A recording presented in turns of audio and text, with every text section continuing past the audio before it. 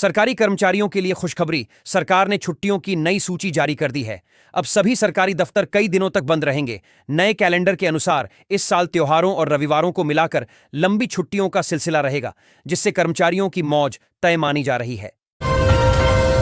छत्तीसगढ़ सरकार ने महतारी वंदन योजना की लाभार्थियों की खोज के लिए घर घर अभियान शुरू किया है। राज्य में 4.18 लाख महिलाओं ने अब तक ई-केवाईसी नहीं कराया है।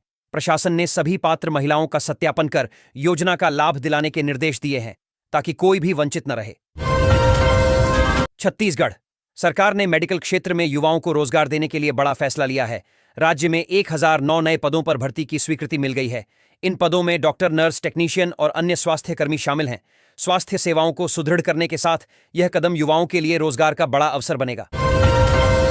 छत्तीसगढ़ के मुख्यमंत्री विष्णुदेव साय की कैबिनेट बैठक 14 नवंबर को होने जा रही है।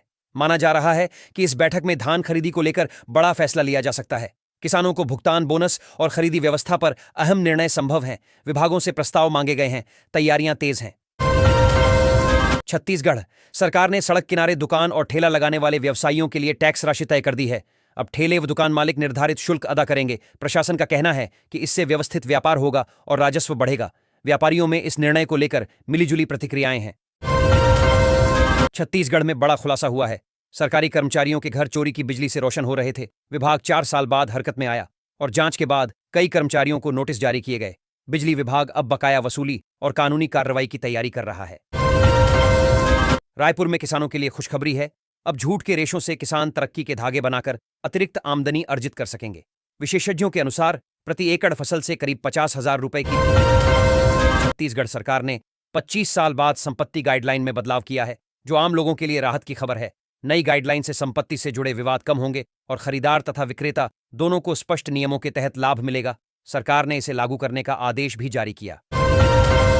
भिलाई के खुर्सीपार श्रीराम चौक के पास बनी हाईटेक डिजिटल लाइब्रेरी अब बदहाल हालत में है। कभी छात्रों के लिए आधुनिक सुविधाओं से सुसज्जित यह लाइब्रेरी अब इंटरनेट सुविधा से भी वंचित है। युवाओं में निराशा है और वे जल्द व्यवस्था बहाल करने की मांग कर रहे हैं।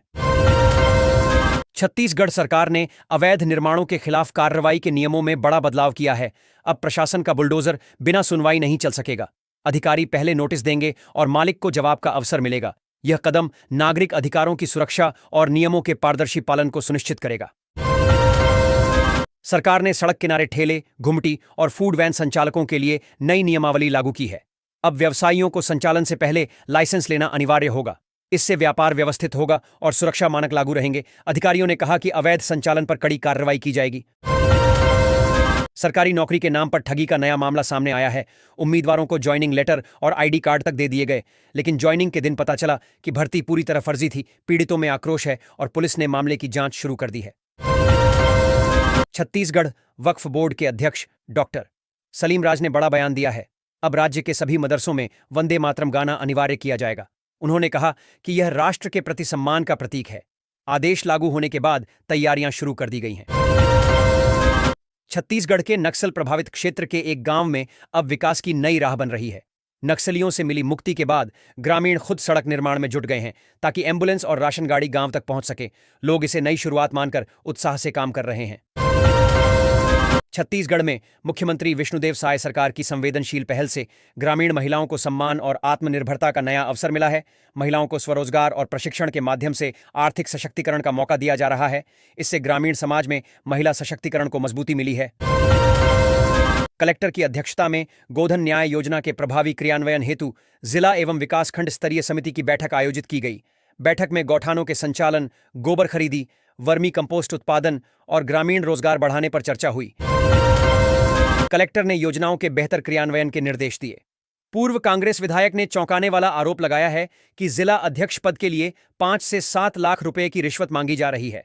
विधायक ने कहा कि पार्टी की एक वरिष्ठ मैडम पैसे लेकर पद बांट रही हैं। इस आरोप से संगठन में हड़कंप मचा हुआ है। रायपुर में उप मुख्यमंत्री विजय शर्मा ने भारत की मिलेट्स क्वीन लहरीबाई बैगा को सम्मानित किया। उन्हें कृषि और स्थानीय पोषण में योगदान के लिए यह सम्मान दिया गया। कार्यक्रम में किसानों और अधिकारियों की उपस्थिति रही। लहरीबाई बैगा की उपलब्धियों को सराहते हुए उनका नाम राष्ट्रीय स्तर पर उजागर हुआ। रायपुर में 240 लोगों ने हिंदू धर्म में घर वापसी की। यह कार्यक्रम जगतगुरु रामानंदाचार्य महाराज के नेतृत्व में आयोजित किया गया। लौटे हुए लोगों ने धार्मिक अनुष्ठानों में भाग लिया और अपने नए जीवन की शुरुआत की। कार्यक्रम में श्रद्धालुओं की बड़ी संख्या ने इसे प्रभावशाली बनाया। छत्तीसगढ़ में बिहान योजना में बड़ा घोटाला सामने आया है। 19 समूहों की सचिव ने 20 लाख रुपए गबन कर अपने लिए घर बनवा लिया। पुलिस ने मामले में तत्काल कार्रवाई करते हुए सचिव को गिरफ्तार कर लिया है। जांच के बाद अन्य दोषियों की पहचान भी की जाएगी। छत्तीसगढ़ अब टेक्नोलॉजी और नवाचार का केंद्र बन रहा है। सरकार ने स्टार्टअप्स, रिसर्च और डिजिटल इंफ्रास्ट्रक्चर को बढ़ावा देने की योजनाएं घोषित की हैं। इससे युवाओं के लिए रोजगार और उद्यमिता के नए अवसर पैदा होंगे। राज्य को तकनीकी प्रगति और आर्थिक विकास में मजबूती मिलेगी। राज्योत्सव में कृषि विभाग की उत्कृष्ट प्रदर्शनी ने द्वितीय पुरस्कार जीता। उपराष्ट्रपति ने इस उपलब्धि पर विभाग को सम्मानित किया। प्रदर्शनी में कृषि नवाचार, तकनीक और किसानों के विकास को प्रदर्शित किया गया। अधिकारियों और जनता ने इसे सराहा, जिससे राज्य की कृषि उपलब्धियों को राष्ट्रीय मंच पर पहचान मिली। बिलासपुर में हुए रेल हादसे की जांच में मृतक लोको पायलट पर लापरवाही का आरोप लगाया गया है। हादसे की जानकारी मिलने के बाद परिवार में शोक और आक्रोश का माहौल बन गया। अधिकारी मामले की विस्तृत जांच कर रहे हैं और जिम्मेदारों के खिलाफ कानूनी कार्रवाई की तैयारी में हैं। छत्तीसगढ़ में प्रॉपर्टी टैक्स भुगतान अब और आसान हो गया है। साय सरकार ने ऑनलाइन व्यवस्था शुरू की है, जिससे नगर निगम का चक्कर काटने की जरूरत नहीं। अब नागरिक घर बैठे अपने घर का टैक्स जमा कर सकेंगे। इस कदम से समय और मेहनत दोनों की बचत होगी।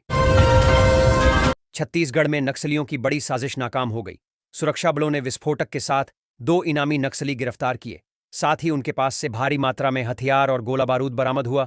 सुरक्षा बलों ने कार्रवाई तेज करते हुए क्षेत्र में सतर्कता बढ़ा दी है।